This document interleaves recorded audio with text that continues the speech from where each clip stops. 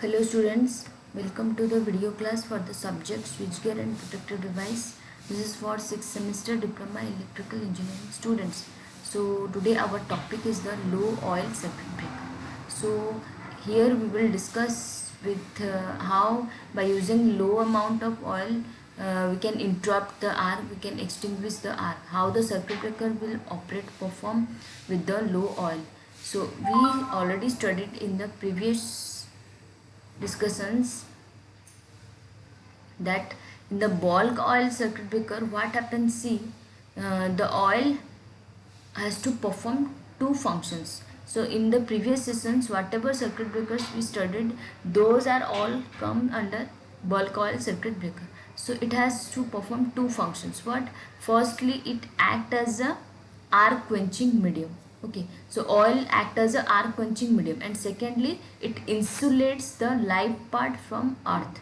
Okay, the oil first act as an arc quenching medium and then it insulate the live part from the earth.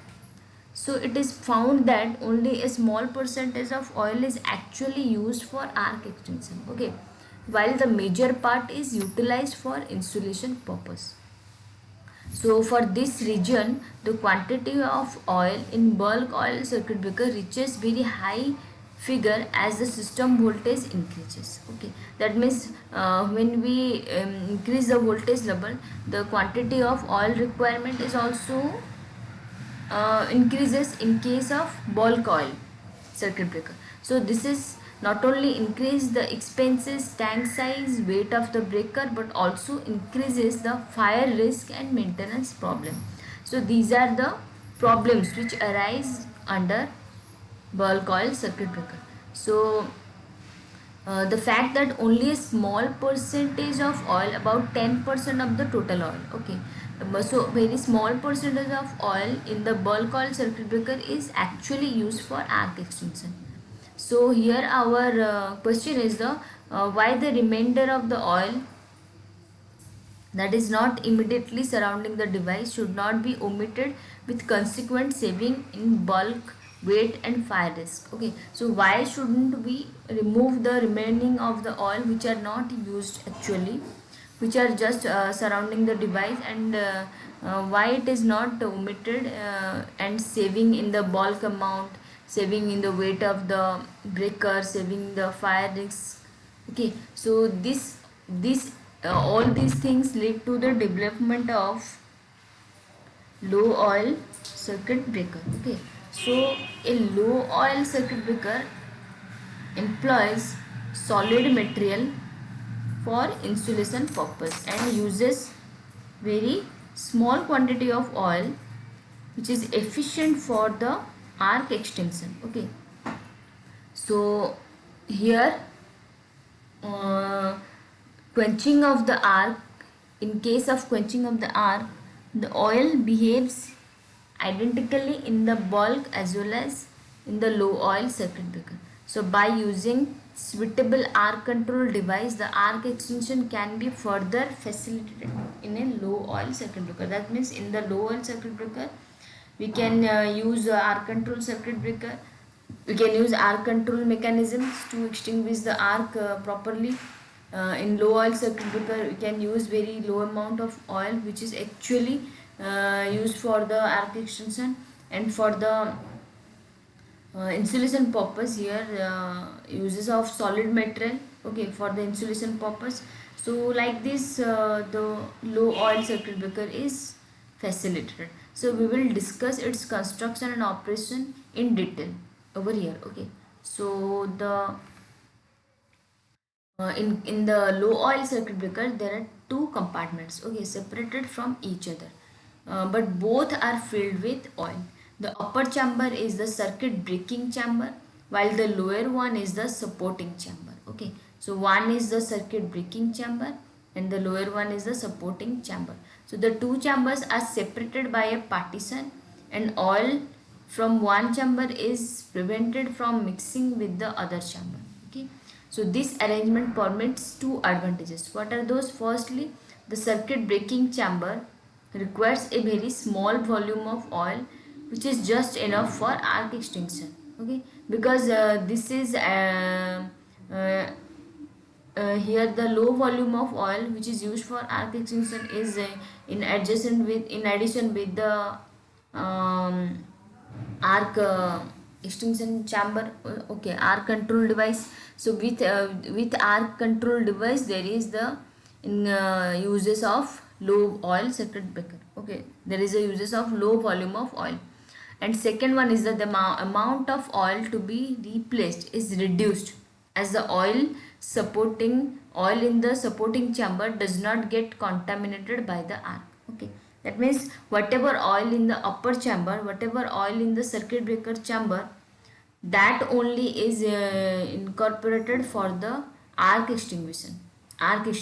So that's why the amount of oil is also reduced, which is replaced during the okay which is replaced after the uses of the arc extinction process. Okay, so the amount of oil to be replaced is reduced as the oil in the supporting chamber does not get contaminated by the arc. That means the oil in the supporting chamber is separated from the arc extinction method. That means in arc extinction method only oil in the upper chamber is used. That's why the amount of oil replacement is also reduced. Okay, so first we will discuss about supporting chamber. So see, it is a porcelain chamber mounted on a metal chamber. Okay, so it is filled with oil which is physically separated from the oil in the circuit breaking compartment. So the oil inside the supporting chamber and the annular space formed between the porcelain insulation and bickless paper is employed for insulation purpose only. Okay, so this is the see, this part is the supporting chamber. So this is the supporting chamber and this is filled with oil.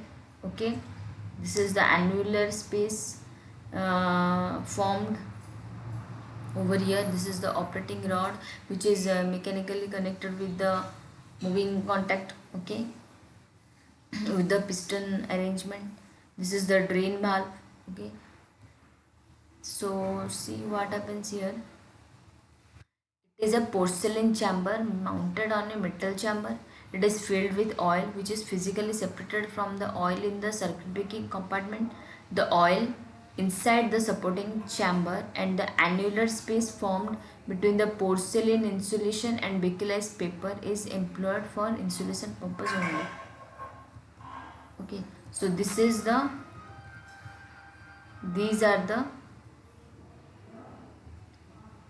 porcelain insulation. Okay, and here there is an annular space formed in between the bickless paper and the porcelain insulation. Okay, these are all incorporated for the insulation purpose only. Okay, so in the circuit breaking chamber, what happens, see here, it is a porcelain chamber enclosure mounted on the top of the supporting compartment. It is filled with oil also, and it's important following, it is incorporated with the following parts. It has these components like upper and lower fixed contact, moving contact, then turbulator. So see, this is the upper chamber. This is the upper chamber. Uh, this is the fixed contact. This is moving contact. This is arc extinction device. This part. This is the circuit breaking chamber. This is the oil label shown over here. This is the gas vent. This is breather, and this is the top chamber. Okay, understood? So the moving contact is hollow here.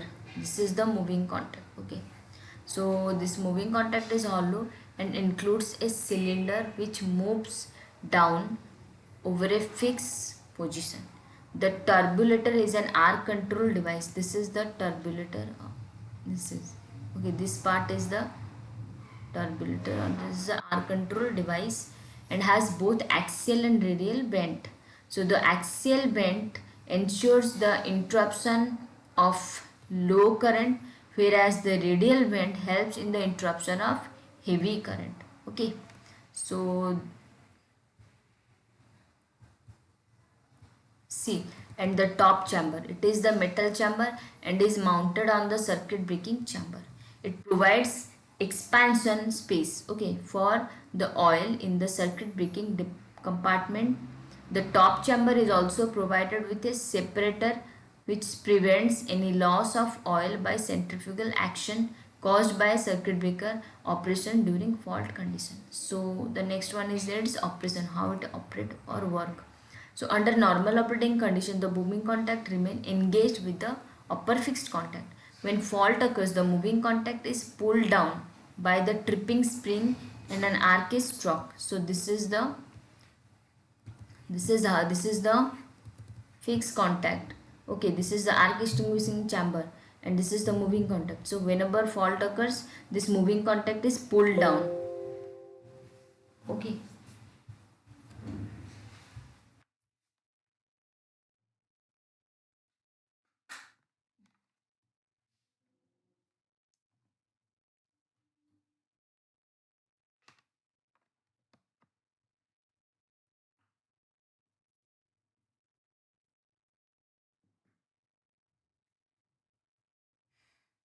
The moving contact is pulled down with spring mechanism.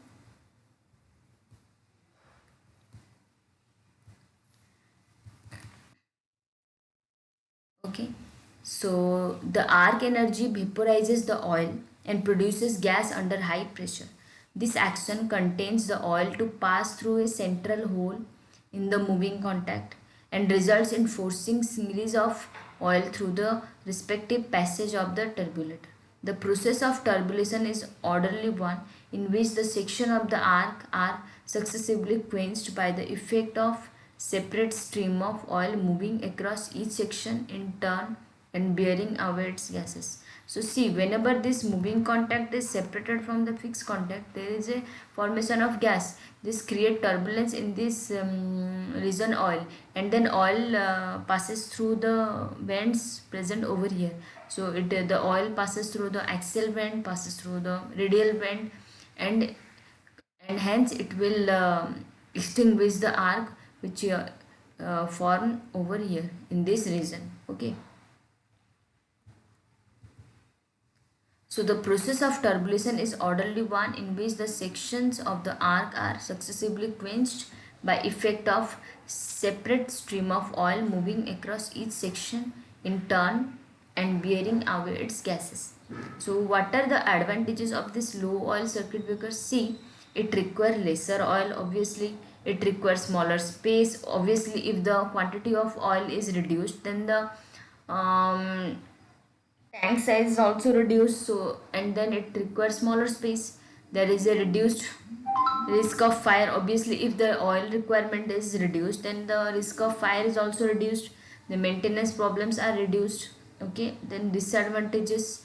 What are the disadvantages over here in case of low oil circuit breaker? See, due to smaller quantity of oil, the degree of carbonization is increased. Okay, so there is difficulty of removing the gases from the contact space in time.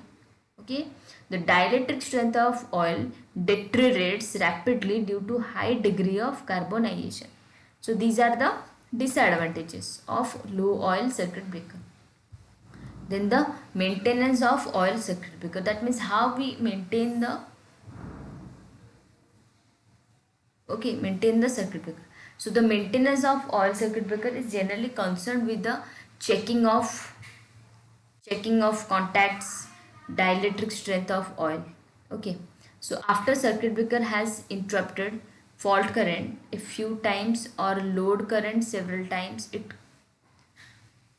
its contacts may get burnt. Okay, that means whenever it interrupted with the fault current or with the load current, okay, the contact may burnt by arcing and the oil may lose some of its dielectric strength due to carbonization. Okay, so this results in reduced rupturing capacity of the breaker. So that's why it is a good practice to inspect the circuit breaker at a regular interval of 3 or 6 months. So during inspection of the breaker, what should we do? See, check the current carrying parts, okay, and arcing contacts, okay. If the burning is severe, the contact should be replaced. The second one is the checking the dielectric strength of oil. If the oil is badly discolored, then it should be changed or reconditioned, and the oil in good condition should withstand 30 kV for 1 minute in a standard oil testing curve with 4 mm gap between electrode, okay. So these are the mechanism incorporated for the maintenance of oil circuit breaker. Then check the insulation for possible damage, okay.